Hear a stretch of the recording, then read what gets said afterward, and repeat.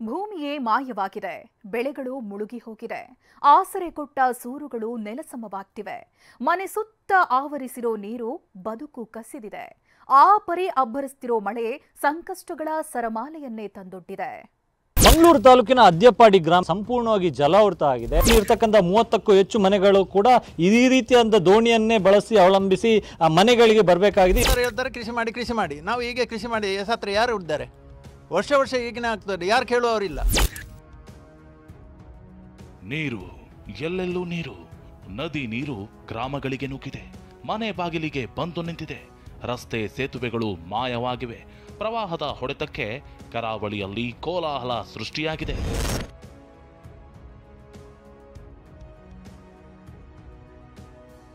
ಲಕ್ಷಾಂತರ ಮೌಲ್ಯದ ಬೆಳೆ, ಇಡೀ ಊರನ್ನೇ ನುಂಗಿದ ಫಲ್ಗುಣಿ ನದಿ. ದ್ವೀಪದಂತಾಗಿರುವ ಇದು ಮಂಗಳೂರಿನ ಮೊಗೆರ್ ಕುದ್ರ ಗ್ರಾಮ. ಫಲ್ಗುಣಿ ನದಿ ಅಬ್ಬರಕ್ಕೆ 35ಕ್ಕೂ ಹೆಚ್ಚು ಮನೆಗಳು ಮುಳುಗಿವೆ. ಜಮೀನು ರಸ್ತೆಗಳೆಲ್ಲ ಮಾಯವಾಗಿವೆ. ದೋಣಿಗಳ ಮೂಲಕ ಜನರ ಬದುಕು ನಡೀತಿದೆ.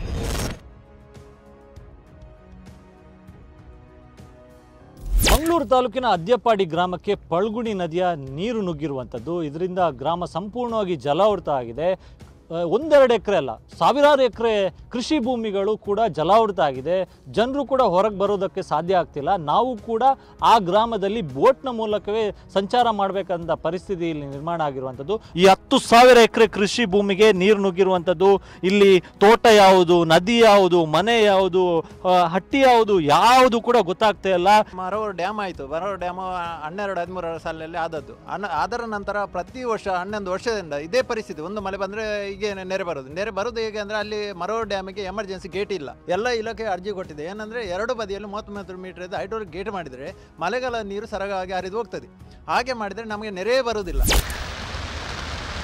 ಫಲ್ಗುಣಿ ನದಿ ಇಡೀ ಗ್ರಾಮವನ್ನೇ ತನ್ನೊಡಲಿಗೆ ಹಾಕಿಕೊಂಡಿರೋ ದೃಶ್ಯ TV9 ಕ್ಯಾಮೆರಾದಲ್ಲಿ ಸೆರೆಯಾಗಿದೆ.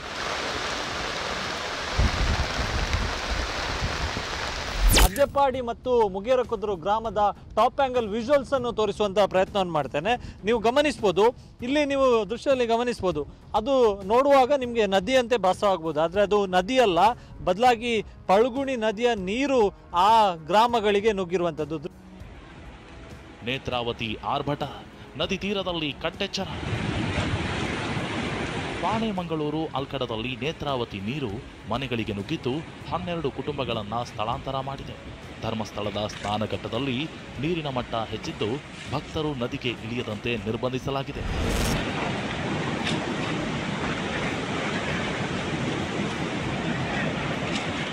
ಉಡುಪಿ ತಾಲೂಕಿನ ಕಡೇಕಾರು ಗ್ರಾಮದಲ್ಲಿ ಮಳೆಗೆ ಶಾರದಾ ಅನ್ನೋರ ಮನೆ ನೆನೆದು ಬಿರುಕು ಮೂಡ್ತಿತ್ತು.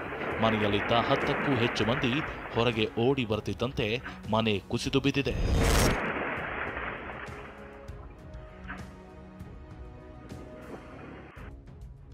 ಬೈಂದೂರು ಪ್ರವಾಸಿ ತಾಣಕ್ಕೆ ಕಂಟಕ ತಂದ ಗುಡ್ಡ. ಉಡುಪಿ ಜಿಲ್ಲೆ ಬೈಂದೂರು ತಾಲೂಕಿನ ಸೋಮೇಶ್ವರ ಬೀಚ್ ಬಳಿ ಗುಡ್ಡ ಕುಸಿತದ ಆತಂಕ ಎದುರಾಗಿದೆ. ಗುಡ್ಡ ಕುಸಿದ್ರೆ ಸೌಪರ್ಣಿಕಾ ನದಿ ಸಮುದ್ರ ಸೇರುವ ಒತ್ತಿನೆಣ್ಣೆ ಪ್ರವಾಸಿ ತಾಣ ಕಣ್ಮರೆಯಾಗಲಿದೆ ಹಾಗೂ ಐಬಿಗೂ ಹಾನಿಯಾಗಲಿದೆ. ಸದ್ಯ ಸೋಮೇಶ್ವರ ಬೀಚ್ ರಸ್ತೆ ಬಂದ್ ಮಾಡಲಾಗಿದ್ದು 30 ಮನೆಗಳ ಸಂಪರ್ಕ ಕಡಿತವಾಗಿದೆ. ಸೀತಾ ನದಿ ಅಪಾಯದ ಮಟ್ಟ ಮೀರಿ ಹರಿತಿದೆ. ಹೆಬ್ರಿ ಸಮೀಪದ ಚೋಮ್ಲು ತೀರ್ಥ ಮುಳುಗಡೆಯಾಗಿದೆ. ಏನೇ ಹೇಳಿ, ನಿರಂತರ ಮಳೆಗೆ ಕರಾವಳಿ ತತ್ತರಿಸಿದ್ದು 108 ಸಂಕಷ್ಟ ಎದುರಾಗಿದೆ. Bureau report TV9. ಕ್ಷಣ ಮಾತ್ರದಲ್ಲಿ ಅವರು ಬಚಾವಾಗಿದ್ರು. ಇನ್ನೊಂದು ಕಡೆ ಕಣ್ಣೆದುರೇ ಕರುವೊಂದು ಕೊಚ್ಚಿ ಹೋಗಿತ್ತು. ಮಹಾಮಳೆಯ ಅಬ್ಬರಕ್ಕೆ 108 ಅವಾಂತರಗಳು ನಡೆದಿವೆ. ಸಿಕ್ಕಿದ್ದೆಲ್ಲವೂ ಕೊಚ್ಚಿ ಹೋಗ್ತಿದೆ. ಕಣ್ಣೆದುರೇ ಗುಡ್ಡ ಕುಸಿಯುತ್ತಿದೆ. ಹೊಲ, ಗದ್ದೆ, ರಸ್ತೆ, ಸೇತುವೆ ಎಲ್ಲಿ ನೋಡಿದ್ರೂ ನೀರೇ ಕಾಣ್ತಿದೆ. ಮಳೆರಾಯನ ಆರ್ಭಟಕ್ಕೆ ಮಲೆನಾಡು ತತ್ತರಿಸಿ ಹೋಗಿದೆ.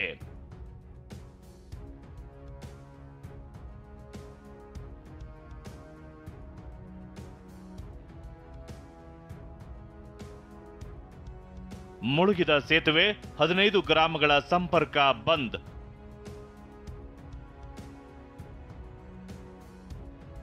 ಮಲೆನಾಡು ಚಿಕ್ಕಮಗಳೂರಿನಲ್ಲಿ ಮಳೆಯೇ ನಿಲ್ಲುತ್ತಿಲ್ಲ. ಸಣ್ಣ ಸಣ್ಣ ಹಳ್ಳಗಳೇ ಭೋರ್ಗರೆಯುತ್ತಿದ್ದು ಎನ್ಆರ್ಪುರ ತಾಲೂಕಿನ ಮಾಗುಂಡಿ ಬಳಿ ಸೇತುವೆ ಮುಳುಗಿದೆ. ಕಳಸ ಬಾಳೆಹೊನ್ನೂರು ಸಂಪರ್ಕ ಬಂದ್ ಆಗಿದೆ.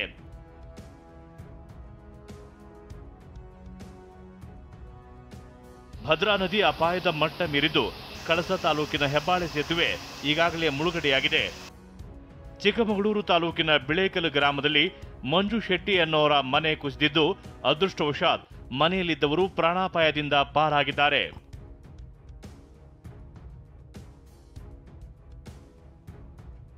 ನೋಡ್ತಿದ್ದಂತೆ ಕುಸಿದೇ ಬಿಡ್ತು ಗುಡ್ಡ.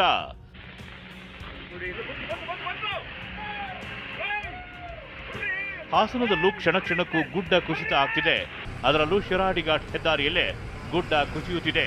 ಸಕಲೇಶಪುರ ತಾಲೂಕಿನ ದೊಡ್ಡ ತಪ್ಪು ಬಳಿ ಚಲಿಸುತ್ತಿದ್ದ ಓಮ್ನಿ ಕಾರ್ನ ಮೇಲೆಯೇ ಗುಡ್ಡ ಉರುಳಿದ್ದು ಓಮ್ನಿ ಸಂಪೂರ್ಣ ನಜ್ಜುಗುಜ್ಜಾಗಿದೆ. ಇದರಿಂದ 5 ಕಿಲೋಮೀಟರ್ ಟ್ರಾಫಿಕ್ ಜಾಮ್ ಆಗಿತ್ತು.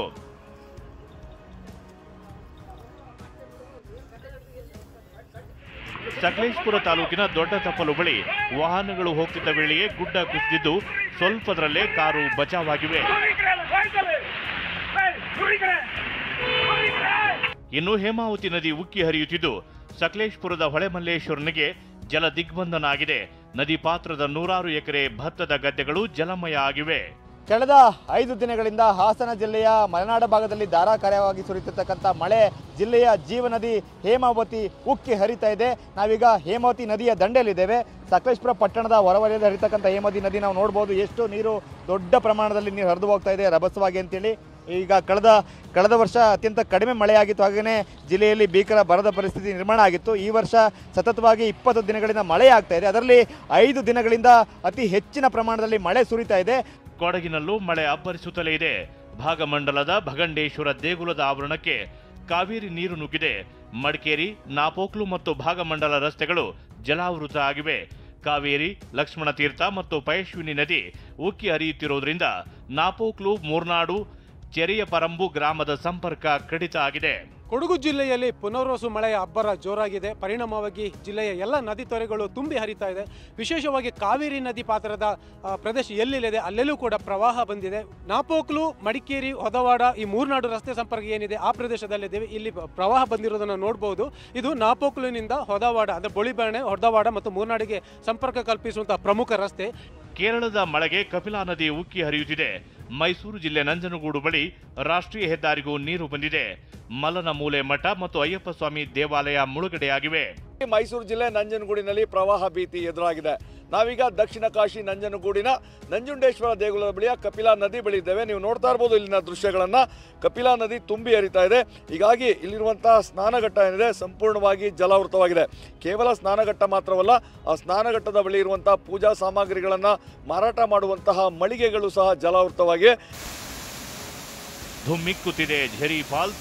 ಭರಚುಕ್ಕಿಯಲ್ಲಿ ಹಾಲಿನ ಹೊಳೆ. ಚಿಕ್ಕಮಗಳೂರಿನ ಝರಿ ಫಾಲ್ಸ್, ಹೊನ್ನಮ್ಮನ ಹಳ್ಳ ಧುಮ್ಮಿಕ್ಕುತ್ತಿವೆ. ಇತ್ತ ಚಾಮರಾಜನಗರ ಜಿಲ್ಲೆ ಕೊಳ್ಳೇಗಾಲ ತಾಲೂಕಿನ ಭರಚುಕ್ಕಿ ಜಲಪಾತ ಹಾಲ್ನೊರೆಯಂತೆ ಕಾಣ್ತಿದೆ. Bureau report, TV9. ಕೃಷ್ಣಾ ನದಿಯೊಡಲಲ್ಲಿ ಕೋಲಾಹಲ ಎದ್ದಿದೆ. ತುಂಗಭದ್ರಾ ತೀರದಲ್ಲಿ ಪ್ರತಾಪ ಉಂಟಾಗಿದೆ. ಉತ್ತರ ಕರ್ನಾಟಕದ ಹಲವು ಜಿಲ್ಲೆಗಳಲ್ಲಿ ನೆರೆ ನರ್ತನವಾಡ್ತಿದ್ದು ಆತಂಕ ಹೆಚ್ಚಾಗಿದೆ. ದಾವಣಗೆರೆ ಜಿಲ್ಲೆಯ ಹರಿಹರ ತಾಲೂಕಿನ ಉಕ್ಕಡಗಾತ್ರೆಯಲ್ಲಿ ಇದ್ದೀವಿ. ಹಲವಾರು ವರ್ಷಗಳಿಂದ ಇದು ನಿರಂತರವಾಗಿ ಮಳೆ ಬಂದ ತಕ್ಷಣ ಇದೊಂದು ರೋಡ್ ಬಂದ್ ಆಗ್ತಾ ಇರ್ತಕ್ಕಂಥದ್ದು. ನಮ್ಮೂರು ಮಳೆಗಾಲದಲ್ಲಿ ಒಂಥರ ನಡುಗಡ್ಡೆ. ಹಾಲತ್ರೆ ಹಳ್ಳ ಏನಿದೆ ಅದು ಕೂಡ ಇದೀಗ ಸಾಕಷ್ಟು ಅಪಾಯದ ಮಟ್ಟ ಮೀರಿ ಹರಿತಾ ಇರುವಂತದ್ದು.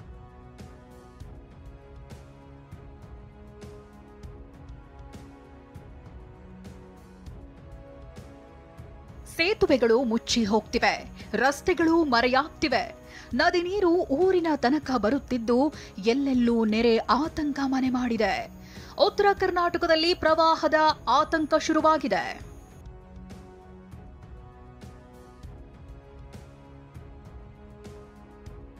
ನೆರೆ ನಡುಕ ನಂಬರ್ 1. ತುಂಗಭದ್ರಾ ಪ್ರತಾಪ, ಒಕ್ಕಡಗಾತ್ರಿ ಸೇತುವೆ ಮುಳುಗಡೆ.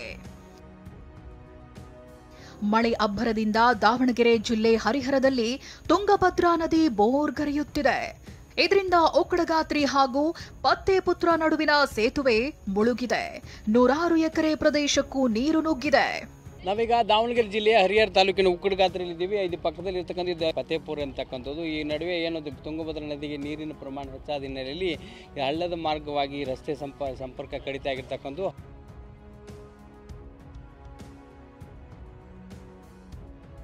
ನೆರೆ ನಡುಕ ನಂಬರ್ 2 ಮುಚ್ಚಿದ ಹಾಲತ್ರಿ ಹಳ್ಳ, 25 ಗ್ರಾಮಗಳ ಸಂಪರ್ಕವೇ ಬಂದ್.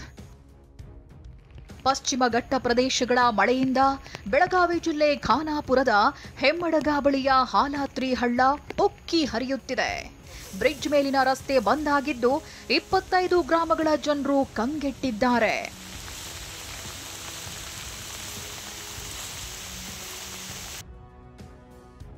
ನೆರೆ ನಡುಕ ನಂಬರ್ 3 ಚಿಕ್ಕೋಡಿಯಲ್ಲಿ 2000 ಹೆಕ್ಟೇರ್ ಪ್ರದೇಶ ಜಲಾವೃತ. ಕೃಷ್ಣಾ ನದಿ ಭೋರ್ಗರೆಯುತ್ತಿದ್ದು ಚಿಕ್ಕೋಡಿ ವ್ಯಾಪ್ತಿಯ ಕಲ್ಲೋಳ, ಮಾಂಜರಿ ಸೇರಿದಂತೆ ಹಲವು ಹಳ್ಳಿಗಳಿಗೆ ನೆರೆ ಆತಂಕ ಆವರಿಸಿದೆ. ಈಗಾಗಲೇ 2000 ಹೆಕ್ಟೇರ್ ಪ್ರದೇಶದಲ್ಲಿ ಬೆಳೆ ಜಲಾವೃತಗೊಂಡಿದೆ. ಇನ್ನು ಮಲಪ್ರಭೆ ಅಬ್ಬರಕ್ಕೆ ಬೆಳಗಾವಿಯ ಪಾರಿಶ್ವಾಡ ಗ್ರಾಮದಲ್ಲಿ ಕಬ್ಬಿನ ಗದ್ದೆಗಳೆಲ್ಲ ಮುಳುಗಿದೆ.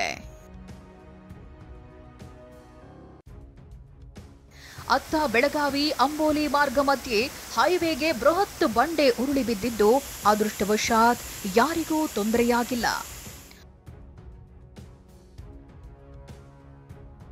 ಆಲಮಟ್ಟಿಯಿಂದ ಕೃಷ್ಣಾಗೆ ಭಾರೀ ನೀರನ್ನ ಬಿಡಲಾಗಿದೆ. ಇದರಿಂದ ಬಾಗಲಕೋಟೆಯ ಹುನಗುಂದದ ಕೂಡಲ ಸಂಗಮ ಭರ್ತಿಯಾಗಿದೆ. ಇನ್ನು ರಬಕವಿ ಬನಹಟ್ಟಿಯ ಹಿಪ್ಪರಗಿ ಡ್ಯಾಂನಿಂದಲೂ ನೀರು ಬಿಡುತ್ತಿದ್ದಾರೆ. Bureau report TV9.